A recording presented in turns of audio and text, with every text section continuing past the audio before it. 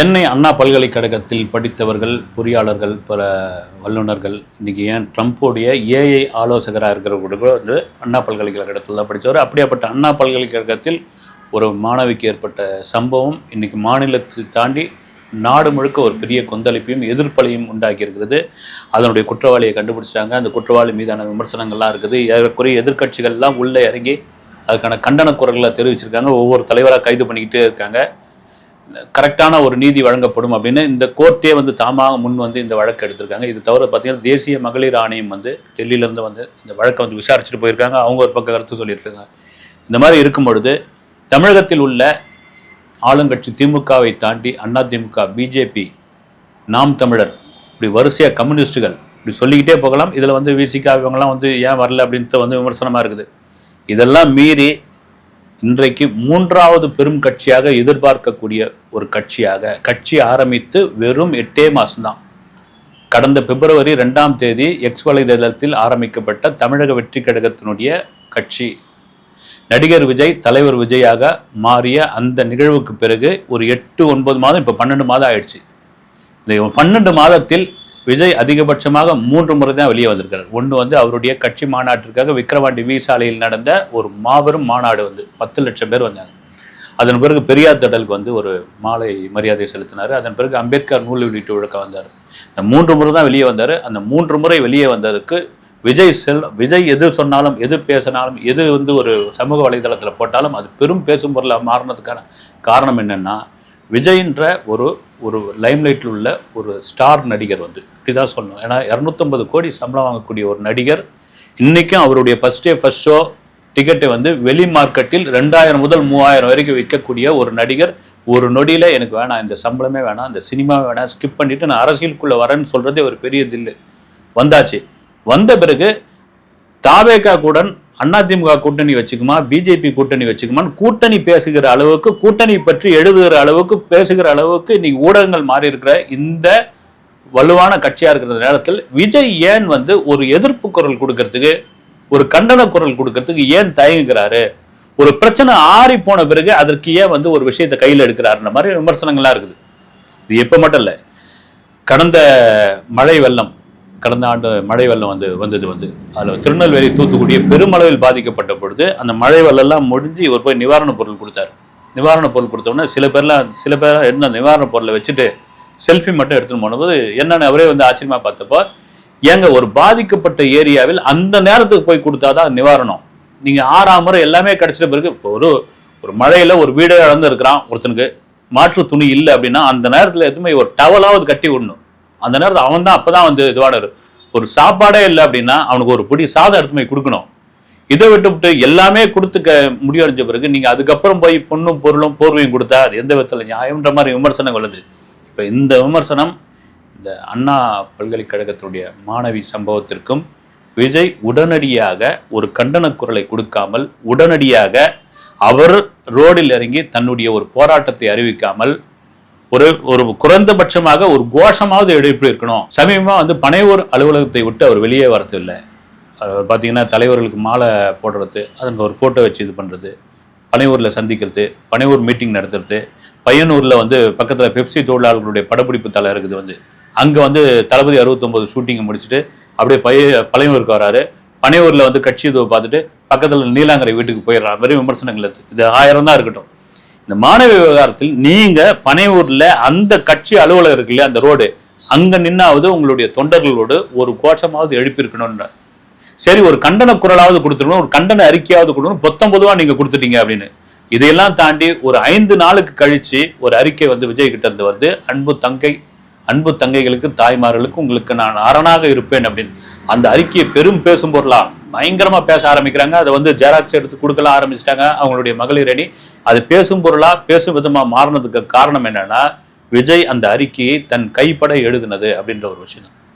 ஏன்னா நான் ஒரு சினிமா நிருபராக விஜயோடைய அறிக்கையெல்லாம் அப்போ வரும் வந்து விஜய் நற்பணி இயக்கத்தின் சார்பாக அறிக்கை வரும். அறிக்கை வந்துன்னா கையெழுத்தே இருக்காது. அது திரும்ப சொல்றது தான். பிடி செல்வகுமார்னா அவருடைய பிஆர்ஓ கொண்டு வரும்போது கையெழுத்து இருக்காது அதில்.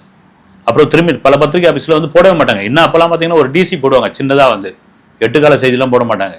அதுக்கே என்ன ஏங்க கையெழுத்து இல்லாமல் அறிக்கை கொண்டு வந்து கொடுக்குறீங்கன்னா அப்புறம் எஸ்ஐசி பேசுவார் அது. ஆனால் இன்னைக்கு வந்து அறிக்கையெல்லாம் கொடுத்துட்டு இருக்காங்க. எக்ஸ் வலைதளத்துல அறிக்கையா வந்துட்டு இருக்கு, அவருடைய ட்விட்டர் வலைதளத்தில் அறிக்கையா வந்திருக்கு. முதல் முறையாக அவர் கைப்பட எழுந்து பெரிய கொந்தளிப்பு. அதே சமயத்தில் கடுமையான விமர்சனங்கள். இவர் காலையில அந்த இது கொடுக்குறாரு, கொடுத்த உடனே சோசியல் மீடியாவில் விமர்சனம் வந்தது. ஏங்க இதோட நீங்க ரைட்டு, நீங்க அது எக்ஸ் வலைதளத்துல அறிக்கை கொடுத்து போயிருக்கலாமே, ஏன் நீங்க கைப்பட எழுதுனீங்க? நீங்க வரமாட்டீங்களா? நீங்க சந்திக்க மாட்டீங்களா? நீங்க இந்த பிரச்சனைக்கு ரோடுக்கு வர மாட்டீங்களா? நீங்க எலைட் அரசியல் தான் பண்ணுவீங்களா? நீங்க என்ன பனையூர் பண்ணையாரா? அப்படின்ற மாதிரி கேள்விகள் எழுந்த உடனே தான் உடனடியாக கவர்னரை நான் மீட் பண்ணணும்னு அப்பாயின்மெண்ட் வாங்கினாரு. கவர்னருக்கு 1 மணிக்கு, மதியம் 1 மணிக்கு அப்பாயின்மெண்ட் கொடுத்தாங்க. 12:40 வந்தார், மீட் பண்ணாரு. 15 நிமிஷம் கோரிக்கைக்கான மனு எல்லாம் கொடுத்தாங்க. வெளியே வரும்போது ப்ரெஸ் எல்லாம் காத்துக்கிட்டு இருந்தாங்க. ஏறி கார் மேல நின்று கையை மட்டும் காட்டிட்டு கிளம்பிட்டாங்க. இது பெரிய விவாத பொருளாக மாறிச்சு. இதெல்லாம் மீறி ஏன் விஜய் தன்னுடைய விஷயத்துக்கு வெளியே சொல்லலை? ஏன்னா ஆரம்பத்திலிருந்து விஜய் எக்ஸ் வலைதளத்தில் கட்சி ஆரம்பிச்சாரு கடந்த பிப்ரவரி 2ஆம் தேதி. அது பெரிய பரபரப்பாச்சு. விஜய் அரசியலுக்குள்ள வந்துட்டாரு. மாறி மாறி 2 திராவிட கட்சிகள் தான் தமிழ்நாட்டை ஆண்டு கொண்டு இருக்க வேண்டுமா? வரட்டுமே, விஜய் வரட்டுமே, ஒரு நல்லாட்சி கொடுக்கட்டுமே, ஏன் அவருக்கு தான் ஓட்டு போடணும் பொழுது இது மீடியாக்கள் பெரு விஷயமானது. சில மூத்த அரசியல் பத்திரிகையாளர்கள், சில மூத்த அரசியல் தலைவர்கள் விஜய் அரசியலுக்கு வந்துட்டாரு, இதை பத்தி நீங்க என்ன நினைக்கிறீங்க அப்படின்னு கேட்டபோது அவங்க சொன்ன பதில் என்னன்னா, விஜய் வந்துட்டாருங்க, ரைட்டுங்க, அவருடைய கொள்கை கோட்பாடு என்ன அப்படின்ற கேள்வி வந்தது. உண்மையிலே அவருடைய கொள்கை கோட்பாடு என்ன அப்படின்ற பொழுதுதான் விக்கிரவாண்டி வீசாலை மாநாட்டில் அவருடைய கொள்கை கோட்பாட்டை சொன்னார். ஒரு கண்ணு எனக்கு தமிழ் தேசியம், இன்னொரு கண்ணு திராவிடம் அப்படின்னாரு. எங்களுடைய கட்சியினுடைய கொள்கை தலைவர்கள் ஒன்று அண்ணல் அம்பேத்கர், இன்னொன்று தந்தை பெரியார் அப்படின்னு சொன்னாங்க. ஆனால் தான் அந்த கட்சி கொள்கை தலைவராக இருக்கிறதுனால அவங்களுக்கு நாங்கள் நேரடியாக மரியாதை செலுத்தணும், மற்றவங்களாம் போட்டோ வச்சு செலுத்தணும் அப்படின்னு சொல்லிட்டாரு. அந்த நேரத்தில் கட்சி கொள்கையும் கோட்பாடும் சொல்லிட்டாரு. ஏன் விஜய் பத்தி இப்ப பேச மாட்டேன்றீங்க அப்படின்னு அவங்க கிட்டே கேட்டபொழுது, ரைட்டுங்க, கட்சியோட கொள்கை கோட்பாடு சொல்லிட்டாரு, எப்ப இறங்கி ரோடாண்ட வருவாரு, எப்போ எங்க ஒரு பிரச்சனை அப்படின்ற பொழுது ஒரு அரசியல் தலைவராக, அரசியல் ஒரு கட்சியினுடைய பொறுப்பாளராக, ஒரு இவ்வளோ இளைஞர்களுடைய ஒரு அபிமானியம், இளைஞர்களுடைய விஜயை ஃபாலோ பண்ற அவ்வளோ கோடி பேர் இருக்காங்க. நீங்க ஒரு பிரச்சனை, சும்மா ஒரு பிரச்சனை நடக்குதுன்னா ஒரு குறைந்தபட்சம் ஒரு ரோட்ல ஒரு ஆர்ப்பாட்டம் பண்ணணும், ஒரு கண்டனத்தை தெரிவிக்கணும், ஒரு கோஷம் போடணும், முதல்ல ஒரு தெருமுனை கூட்டம் நடத்தணும். விஜய் வந்தா கூட்டம் வந்துடும், விஜய் வந்தா அது வந்துடும், நீங்களே சொன்னா எப்படி இப்போ விஜயகாந்த் ஒரு விஜய்க்கு ஒரு அண்ணனாக இருந்து செந்தூர பாண்டியன்ற ஒரு படத்தில் அவர் கை தூக்கி விடலன்னா இன்னைக்கு விஜய் எப்படி அதுக்கு அவருடைய இறப்புக்கு வந்தார், அதன் அவர் மேலே செருப்புலாம் வீசினாங்க. அதெல்லாம் தாண்டி அவருடைய நினைவஞ்சலி குரு பூஜைன்னு கொண்டாடினாங்க. கிட்டத்தட்ட ஒரு 50,000 பேர் வந்திருந்தாங்க. கோயம்பேடு 4 முனை சாலையை ஸ்தம்பிச்சு போயிருந்தது. விஜய் வருவாரான்னு எதிர்பார்த்தப்போ வரவேல, புஷியானந்த் வந்துட்டாரு. ஏன்னா எல்லாரும் அவருடைய ட்விட்டர் வலைதளத்தை பார்த்துட்டு இருந்தாங்க. ஏன்னா விஜய் உடனே ஒரு யாராவது ஒரு அரசியல் தலைவர்களுக்கோ அல்லது பிறந்த நாளுக்கோ அல்லது மறைவு நாளுக்கோ ஒரு அறிக்கை ஒன்று வெளியிடுவார். அப்படி ஒரு அறிக்கை வருதான்னு பார்த்து அந்த அறிக்கை வந்துருச்சுன்னா விஜய் வரமாட்டாருன்னு 3 மணி வரைக்கும் வரல. அப்படின்போது விஜய் வரப்போறான்னு வெயிட் பண்ணிட்டு இருந்தாங்க. ஆனா வரல, புஷியானந்த் வந்துட்டாரு.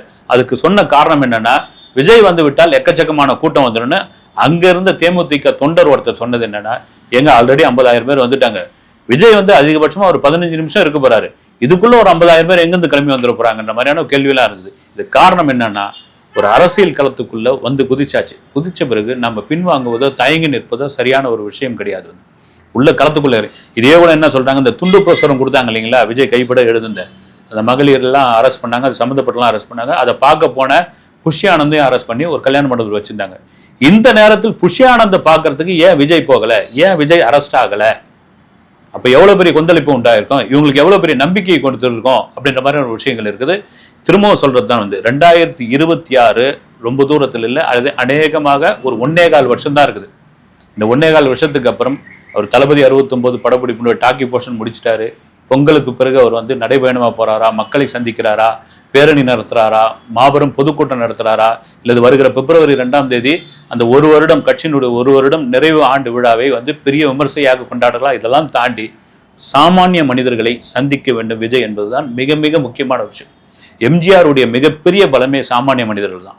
எம்ஜிஆர் அப்படி திரையில அப்படி பிரம்மாண்டமா அப்படி பார்த்த மனுஷன் பார்த்தவன் என்ன பண்ணிட்டான், நம்ம வீட்டு வாசல்ல நிக்கிறாரியான்னு விரண்டு போயிட்டான். நீங்க அந்த காலகட்டங்கள் இந்த மாதிரி சோசியல் மீடியா கிடையாது, யூடியூப் சேனல் கிடையாது, ஒன்றும் கிடையாது, செய்தித்தாள் வானொலி மட்டும்தான்.